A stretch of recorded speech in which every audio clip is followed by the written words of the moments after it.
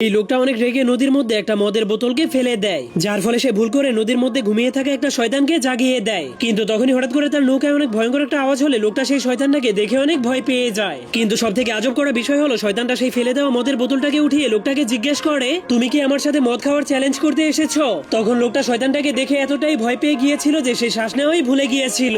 এরপর শয়তানটা তাকে বলে, যদি তুমি আমার চাইতেও বেশি মদ খেয়ে আমাকে হারাতে পারো তাহলে আমি তোমাকে দুনিয়ার সব থেকে ধনী মানুষ বানিয়ে দিব, কিন্তু যদি তুমি আমার সাথে হেরে যাও তাহলে আমি তোমাকে এই নদীর পানির মধ্যে ডুবিয়ে মেরে ফেলবো। তখন লোকটা প্রচন্ড ভয় পাওয়ার কারণে বুঝতে পারছিল না এখন সে কিভাবে নিজের জীবন বাঁচাবে। এরপর শয়তান দুইটা গ্লাস বের করে সেই গ্লাসের মধ্যে মদ ঢেলে এক গ্লাস সেই লোকটাকে খেতে দেয়, আর নিজের গ্লাসটাকে সে এক চুমুকেই গিলে ফেলে। কিন্তু সেই মদগুলো তার শরীরের ফুটো দিয়ে বাইরে বের হয়ে যাচ্ছিল।